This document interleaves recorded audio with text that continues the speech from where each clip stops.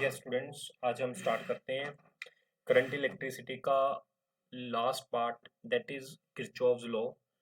These are very very important laws और एक question जो है बोर्ड में आपका किरचॉफ लॉ के बेस पर पक्का आता है, ये 100% गारंटी है।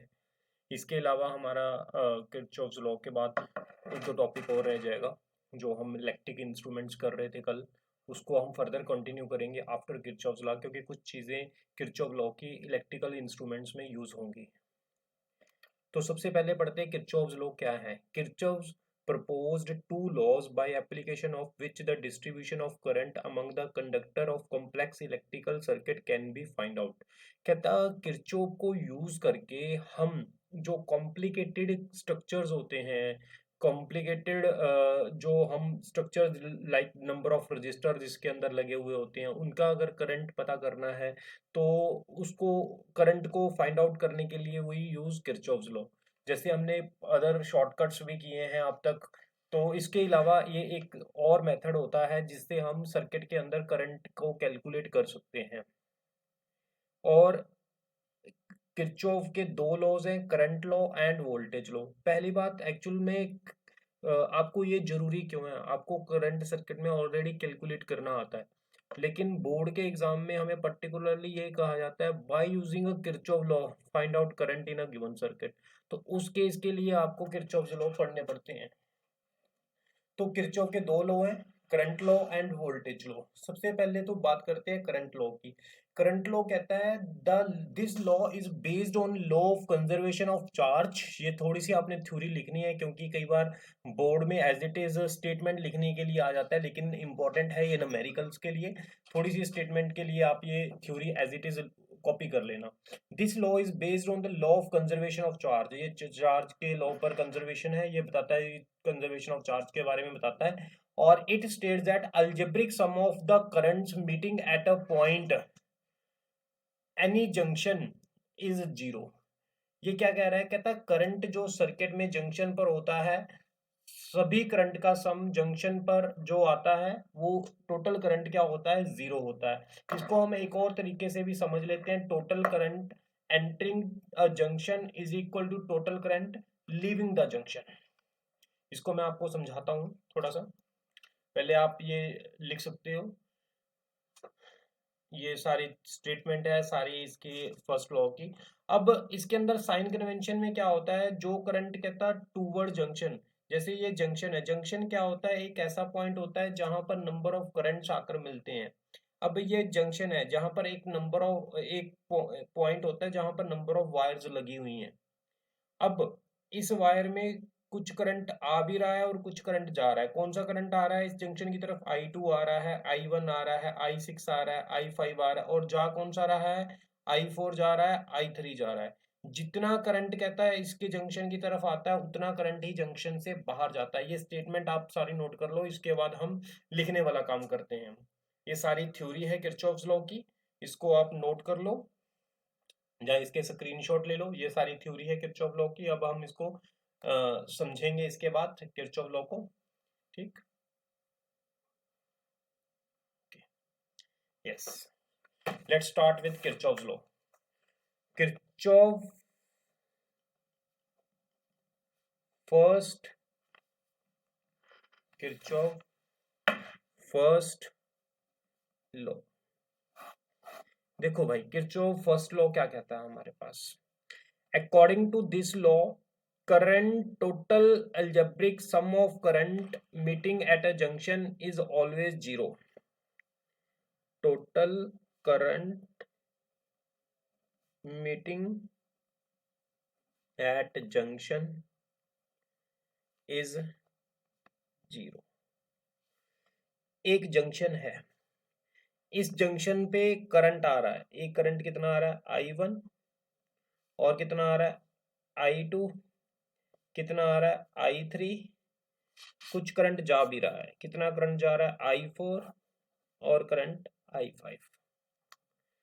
तो ये कह रहा है, कहता है जितना करंट आता है, कितना करंट आ रहा है? I1 plus I2 plus I3, उतना ही करंट जाता है। कितना करंट जा रहा है? जाएगा I4 प्लस I5।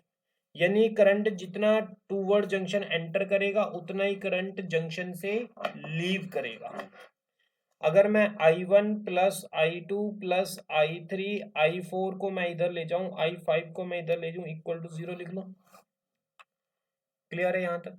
इसको मैं लिख सकता हूं summation of current, total current I is equal to 0, यानी sum of all current meeting at a junction, यानी जो करंट जंक्शन पर आ रहा है, जो करंट जंक्शन से जा रहा है, सभी का सम इक्वल टू 0 होता है। जहां आप ये भी कह सकते हो जितना करंट आता है उतना करंट ही जा रहा है। इससे आप साइन कन्वेंशन भी लिख सकते हो। साइन कन्वेंशन क्या होती है? साइन कन्वेंशन के अंदर करंट टूवर्ड्स जंक्शन, जो करंट जंक्शन की तरफ जा रहा है उसको मैंने क्या माना है? पॉजिटिव। जो करंट जंक्शन से दूर जा रहा है उसको मैंने क्या माना है? नेगेटिव। यानी current towards junction we consider positive, and current away from junction, current away from junction consider negative। ये आपकी साइन कन्वेंशन है। ये मैंने किरचॉफ का फर्स्ट लॉ करवाया है, आप इसको एक बार दोबारा फिर समझ सकते हो। किरचॉफ फर्स्ट लॉ क्या कहता है, दोबारा फिर समझो। किरचॉफ फर्स्ट लॉ क्या कहता है? कहता है total current meeting at a junction is 0। Junction पर जितना करंट मीट करता है, मीट करने का मतलब जितना करंट आता है उतना ही करंट जाता है। या फिर आपको ये भी कह सकते हो भी जितना करंट आ रहा है जितना जा रहा है उसका सम 0 है। दो स्टेटमेंट बनती हैं, करंट जितना आता है उतना ही जा रहा है, जितना आ रहा है उतना जा रहा है। दूसरी स्टेटमेंट क्या बनती है? इसको उठा के उधर ले जाओ, सभी करंट का सम, जितना करंट आ रहा है उतना ही जा रहा है, सभी का सम इक्वल टू क्या होगा? 0 होगा। साइन कन्वेंशन में जितना करंट जंक्शन की तरफ आ रहा है उतना करंट जंक्शन से जाता है। This is the Kirchhoff first law. Clear है? इसी के बेस पर मैं आपसे एक क्वेश्चन पूछ रहा हूं, क्वेश्चन आपने करना है। क्वेश्चन में है हमारे पास ऐसे 2 एम्पियर करंट आ रहा है, इधर से 3 एम्पियर करंट आ रहा है और इधर से 1 एम्पियर करंट जा रहा है। 2 एम्पियर आ रहा है, 3 एम्पियर आ रहा है, 1 एम्पियर जा रहा है। फिर मैंने यहां पर पता करना है कितना करंट होगा। इसके बाद फिर इधर 1 एम्पियर करंट जाता है, फिर आगे इधर 1 एम्पियर करंट जा रहा है, फिर इधर कितना करंट होगा ये आपने पता करना है। दो करंट निकालने हैं। अब बच्चों देखो, ये 3 एम्पियर आ गया, इधर से 2 आ गया, कितना हो गया? 5 हो गया। 3 इधर आ गया, 2 इधर आ गया, 5 हो गया। 1 इधर निकल गया, कितना बच गया? 4। तो आगे कितना करंट जाएगा? 4 एम्पियर। तो एक्स की वैल्यू कितनी आ गई? 4 एम्पियर। अब इधर 4 आ रहा था, इधर 1 चला गया, तो आगे कितना जाएगा? जितना करंट आता उतना जाएगा। अगर 1 निकल गया इधर को तो इधर को कितना जाएगा? 3। अब 3 में से 1 इधर निकल गया तो इधर कितना जाएगा? Obviously 2 ampere. कोई डाउट है? ये जो किरचॉफ हमारा फर्स्ट लॉ था बच्चों, ये हमने किरचॉफ फर्स्ट लॉ किया, फर्स्ट लॉ के बेस पर हमने एप्लीकेशन भी कर ली। लेकिन अगर आपने थोड़ा सा किरचॉफ फर्स्ट लॉ को और डिटेल में पढ़ना है, लाइक आपने और अच्छे लेवल पर इसको समझना चाहते हो किरचॉफ को, तो उसके लिए मैं एक और किरचॉफ का फॉर्मूला बना रहा हूँ। बेसिकली ये फॉर्मूला कंपटीशन के लिए यूज किया जाता है, तो इसको मैं रियल फॉर्मूला भी बोल सकता हूँ। रियल फॉर्मूला किरचॉफ का क्या है वो समझो आप। मेरे पास एक सर्किट है, यहां पर मैंने एक सर्किट बना लिया ऐसे, ये मेरा सर्किट है। इस सर्किट में इस एंड का पोटेंशियल V1 है, इस एंड का पोटेंशियल V2 है, इस एंड का पोटेंशियल V3 है और इस एंड का पोटेंशियल V4 है। यहाँ जो रेजिस्टेंस है वो R1 है, करंट है I1। जहां जो रेजिस्टेंस है R2 है, करंट है I2। जहां जो रेजिस्टेंस है R3 है, करंट है I3। यहाँ जो रेजिस्टेंस है R4, करंट है I4। ठीक, यहां तक। अब तुम्हें पता है जितना करंट आता है सर्किट में उतना करंट जाता है, और इस जंक्शन का मुझे पोटेंशियल नहीं पता, इस पॉइंट को मैं एक्स मान लेता हूं। इसका पोटेंशियल मुझे नहीं पता, मैंने इसका एक्स मान लिया। अब जितना करंट आता है, कितना करंट आता है? I1 plus I2। Is equal to जितना जाता है, या फिर जितना आ रहा है प्लस का और जितना जा रहा है वो माइनस का, दोनों का सम इक्वल टू 0। ठीक, यहां तक। अब इसके बाद देखो I1 कितना होगा, करंट किसके इक्वल होता है, पोटेंशियल डिफरेंस अपॉन रेजिस्टेंस। बताओ, current is equal to potential difference upon resistance. अब इस रजिस्टर का कितना पोटेंशियल डिफरेंस होगा, पोटेंशियल डिफरेंस होता है एंड के अक्रॉस जो पोटेंशियल होता है उनका डिफरेंस। इस रेजिस्टेंस के अक्रॉस एंड का पोटेंशियल V1 है, इसके एंड का पोटेंशियल, दूसरे एंड का पोटेंशियल X है, तो पोटेंशियल डिफरेंस कितना हो गया, V1 माइनस X। याद रखना, जिस तरफ करंट जाता है, जहां से आ रहा है वो पोटेंशियल ज्यादा होगा, जहां पर जा रहा है वो पोटेंशियल कम होगा, तो कौन सा पोटेंशियल माइनस करेंगे, V1 माइनस एक्स, यानी यहां मैं लिखूंगा V1 minus x upon R1 plus, इसी तरह मैं लिखूंगा इसके लिए V2 minus x upon V2 minus x upon R2। इसी तरह मैं I3 लिखूंगा x माइनस V3, I3 लिखेंगे x minus V3 upon R3। इसी तरह मैं I4 लिखूंगा x माइनस V4। अब मैंने ये x में से V4 माइनस क्यों किया, क्योंकि करंट जहां से आ रहा है उसका पोटेंशियल ज्यादा होगा, जहां पर जा रहा है उसका पोटेंशियल कम होगा, तो मैं इसको लिखूंगा x minus V4 upon R4 is equal to हो गया 0। ठीक है, यहां तक। अब इसमें से मैंने बाहर निकाल लिया माइनस, तो ये बन गया हमारे पास x minus V1 upon R1।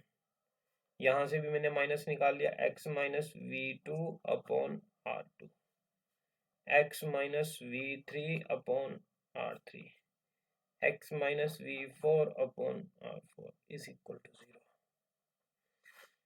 Minus उधर जाके 0 हो गया, x minus V1 upon R1, x minus V2 upon R2, x minus V3 upon R3, x minus V4 upon R4 is equal to 0। यानी ये कॉन्सेप्ट आपने याद करना है। ठीक है, इसके अंदर क्या लिखा हुआ है मैंने, x minus V1 upon R1, यानी x minus V1 upon R1, x minus V2 upon R2, x minus V3 upon R3, x minus V4 upon R4, ये आपने याद करना है। एग्जाम्पल है आपके सामने,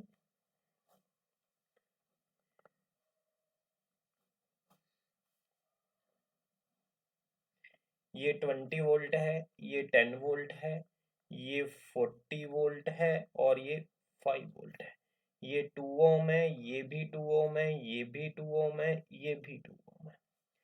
फाइंड ये x है, x पता करना है। कौन सा मेथड लगाएंगे, यही लगाएंगे। यस बच्चों, क्या करेंगे, x माइनस 10 अपॉन 2, यस देखो x minus 10 upon 2, x minus 40 upon 2, x minus 5 upon 2, x minus 20 upon 2 is equal to 0। ठीक, यहां तक। अगर मैं इसको सॉल्व करूंगा तो सॉल्व करने के बाद मेरे पास आंसर आ जाएगा आफ्टर सॉल्विंग दिस 75/4। ऐसे आप ये क्वेश्चन सॉल्व कर सकते हो किसी भी पॉइंट का। अगर हमने पोटेंशियल निकालना है तो इस कॉन्सेप्ट को आप यूज करके पोटेंशियल किसी भी पॉइंट का आप निकाल सकते हो। ये आपको मैं एक क्वेश्चन दे रहा हूँ, ये आपने खुद प्रैक्टिस करनी है। प्रैक्टिस करके इसका मुझे आंसर आप लोगों ने बताना है। 8 वोल्ट ए पॉइंट है, ये पॉइंट एक्स है, ये 4 ओम है, ये बी पॉइंट है और 4 वोल्ट है, ये 2 ओम है, ये 2 वोल्ट है, ये सी पॉइंट है। आपने मुझे बताना है x क्या है। कैसे लिखोगे, x minus 8/2, x minus 4/4, x minus 2/2 is equal to 0। Solve कर लेना, ये इसकी इक्वेशन बनेगी। इसको सॉल्व करो, सॉल्व करके इसका आंसर बताना मुझे। इसका आंसर आएगा x is equal to 48 volt. Check कर लेना 4.8 वोल्ट, 4.8 वोल्ट आ रहा है या नहीं आ रहा है, ये चेक कर लेना एक बार।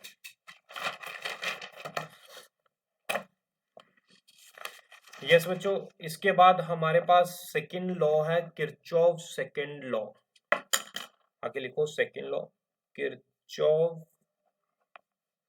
Second law. ये बोलता है अलजेब्रिक, इसको हम लूप लॉ भी बोलते हैं, लूप लॉ। ठीक,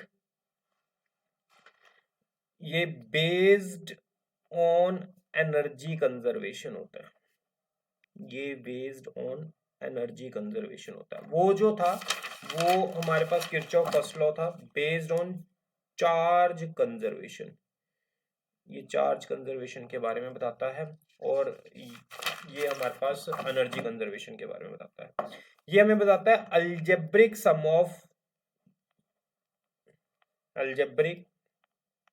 of potential difference, algebraic sum of potential difference across the loop is equal to 0।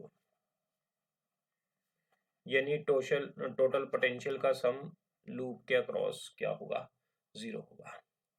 इसके साइन कन्वेंशन यूज करेंगे, साइन कन्वेंशन। साइन कन्वेंशन के अंदर आपने याद रखना, अगर बैटरी के पॉजिटिव टू नेगेटिव हम जा रहे हैं, हमारे चलने का रास्ता ये है, हम ऐसे जा रहे हैं, तो बैटरी के पहले अगर पॉजिटिव टर्मिनल आया, बाद में नेगेटिव आया, एज यू नो हम ऑलरेडी कर चुके हैं, ई को नेगेटिव मानेंगे। अगर चलते हुए रास्ते में पहले बैटरी का हमारे पास नेगेटिव टर्मिनल आया, बाद में पॉजिटिव टर्मिनल आया, तो हम इसको पोटेंशियल को प्लस मानेंगे। ठीक, ये रजिस्टर आर है, ये करंट आई है। अगर मैं ऐसे चल रहा हूं तो पोटेंशियल जो होगा V is equal to I R होगा रजिस्टर के अक्रॉस। तो मैं अगर करंट की डायरेक्शन में चल रहा हूँ, करंट ऐसे चल रहा है, तो मेरे जाने का रास्ता भी ऐसे ही है, तो ये मैं माइनस का अज्यूम करूंगा। अगर करंट ऐसे जा रहा है, मेरे चलने का रास्ता ऐसे है उल्टा, तो मैं क्या करूंगा यहाँ पर आई आर प्लस का। इसका मतलब हम हाई पोटेंशियल की तरफ जा रहे हैं तो plus, low potential decreasing potential की तरफ जा रहे हैं माइनस, यहाँ पर भी डिक्रीजिंग पोटेंशियल माइनस, यहाँ हाई पोटेंशियल लो से हाई की तरफ जा रहे हैं तो प्लस। ये आप ऐसे रूल याद कर सकते हो साइन कन्वेंशंस। तो हम एग्जांपल से स्टार्ट करते हैं किरचॉफ लॉ, एक बेसिक एग्जांपल करते हैं किरचॉफ लॉ की, कैसे हमने अप्लाई करना है, और कल हम इसकी ढेर सारी 2 दिन कम से कम हम किरचॉफ लॉ की प्रैक्टिस भी करेंगे। तो ये है क्वेश्चन, आप क्वेश्चन नोट कर लो एक बार किरचॉफ लॉ का।